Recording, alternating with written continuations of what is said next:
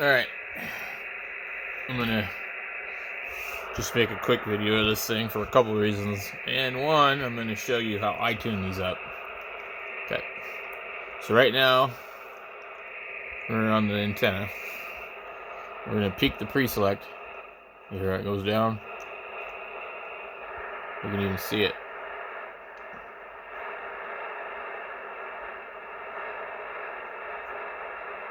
I want maximum noise. Okay? And then I'm gonna put my plate right about there. I'm gonna put my load right there. And then I'm just gonna barely insert some carrier. And in tune mode, I could put it in AM if I wanted instead. But I'm gonna use tune. And then just watch the meter here. And adjust these real quickly. But for now, we'll just key it up and see what it does. We're hitting. Well, we'll put it on the dummy load first. Okay, so this particular radio is starting to get a little soft, but I think we just saw about 60, 75. So, okay, so what you would do is you would rotate the plate really quick and look for a high point and do the same thing on the load. So I'm going to have to do that off camera because I don't have a tripod. So once you do that, which I was pretty nuts on, you want to go in here and crank up the carrier all the way. You can see my band scope. And very quickly fine-tune the plate and the load and the pre-select also, because sometimes the pre-select isn't set up correctly and it's not lined up with the receiver, so the optimum deal on transmit isn't where it's optimum receive. So that's another reason why an alignment's important on these.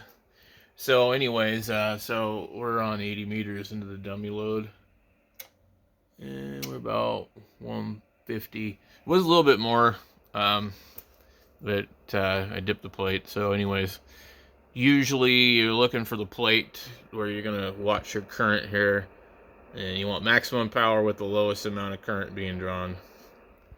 So right now this is actually drawn kind of heavy, but it's below 3 milliamps, so that's good. Then I can see my form on here. I don't know what I have this thing set to, but anyway, the scope is a whole nother story. So anyways, then there's your monitor scope, and then we put it back onto the antenna. Yeah, scroll through the band. Now, if I had it set up correctly, if I had a good enough signal, I could see it on here. So, but I don't right now. We do got some guys on feel good. If they hide a lot, AM. don't come out. You have to go look for them all the time. You know, Butters, I ring the bell. So I think you've noticed right away, you know, that their mouths are the most dirtiest part of their body. There's some that their mouth dirtier than their other openings. The hell is this guy talking about? Yeah, have a lot of bacteria. I know. I just thought the problem with the vets now is just getting in. We took Gidgets the other day, but we had an appointment for a long time. You get into the emergency side, you know, and I think they want a little more money for that. We had to do that a week ago today. Okay. With her. I'm looking at the IF. But The IF. But we went down to Ina and northwest down at Ina and Oracle. Boy, that's an intersection. But yeah, just keep an eye on him, Frank. You'll know if he starts acting funny, and then he doesn't feel good, you know. For sure. I know their mouth takes a while to heal. And if they bite you, you take a while to heal too. That was Karen's mouth.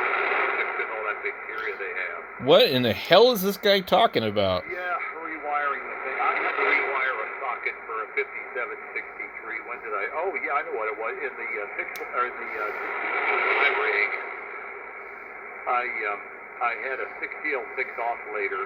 I only had 2 of those tubes, and they were both holes.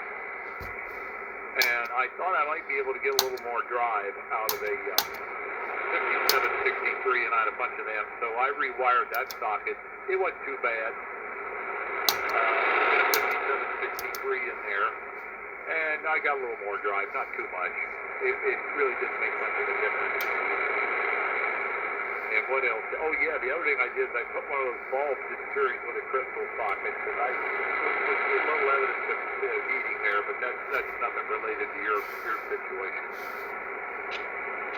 But those are pretty good little tubes. If you use one as a final, I think it pretty much has to be neutral. Yeah, he goes from talking to some dirty mouth stuff to tubes. Mine turned into an oscillator a bunch of times until I neutralized it. And I've even seen those. Crank down the RF gain, you can see. Johnson would put 10 pumps from the output over the input, out of phase input side to tame the beats a little bit. So anyways, but yeah, you try it. I think those are good too. One time I was on here, and this guy must have talked for like 30 minutes. I like AM, but man, I don't want to listen to some guy talk for 30 minutes. I can get away with 10 watts on this rig, except on 20. I don't understand what it is about people in AM, why they need to key down for 30 minutes. But they do. And so I'm thinking about taking 2 of those babies in parallel. This video is going to be long because this guy's talking. We want to find out what the hell he was talking about. And build me an exciter that could easily do 20 watts. On 20 meters, this thing really needs a different arrangement of the tank. I had a about a 5-turn link on it, I think, feeding it. And I could set it up no problem just by moving taps. And I think I'm turning it with a... This was probably the guy that I heard before that talked for like 30 minutes. Frickin' windbags. It's like, come on, man. I don't think whatever you're saying is that important that it takes 30 minutes to articulate it. Could get almost 1-to-1 SWR and good drive and all that kind of stuff. But I was near the minimum range of the tap. Well, on 20, I could continue to tap the coil. When the cap's fully unmeshed, there is a spot in there where I could get the drive high enough and the SWR down low enough to be driven with a right spot so that it doesn't fold back. Holy crap. But I really, at that point, needed to go back into the input side. It just babbles. It's just like extra words for no reason. Get to the point. And then the other problem with this rig up there is the efficiency starts to drop off. This thing will make 500 watts carrier without even thinking about it.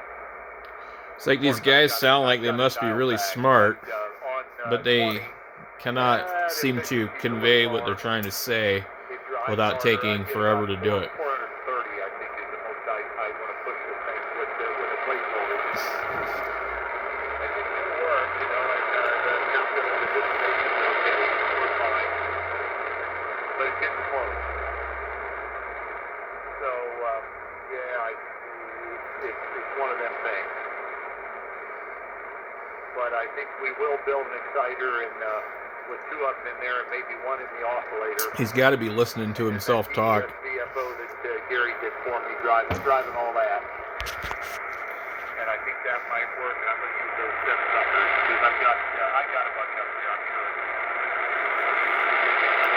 And Bob, sorry to hear about the bond. Difficult stocking bond crap for your taxes could drive anybody crazy. I own a place in Colorado that I rent out. It took me forever to pay it off, but I finally did. I own it outright now. And it's kind of like running a business, but I write the expenses off and depreciate it and all that stuff. That's a pain in the butt. And then I've got some stock here that I have. And then Holy crap, dude. I've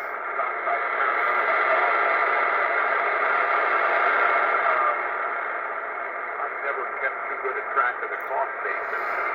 When I inherited them, I was living out of things overseas, and lawyers were writing me letters. So I've lost the bubble on that. God help me if I ever sell them. I'm just going to have to pay capital gains on all of it, or the income tax rate, or however they handle it. And I don't even want to think about that. Oh man, what's happened is they split. And you know how these companies are. You guys see what I'm talking about? He acts like he was getting ready to turn it back over, and then he starts on some other thing.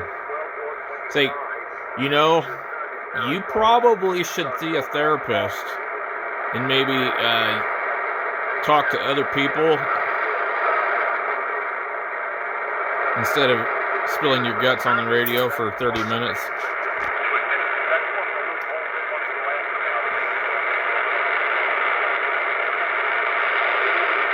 I'm just recording it just to show everybody the ridiculousness of these guys on AM. And to demonstrate the radio.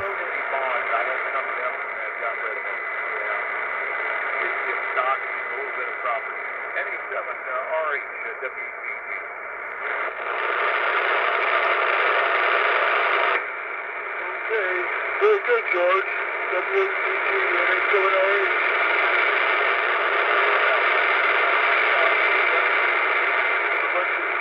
We're not going to sit here and listen to this guy.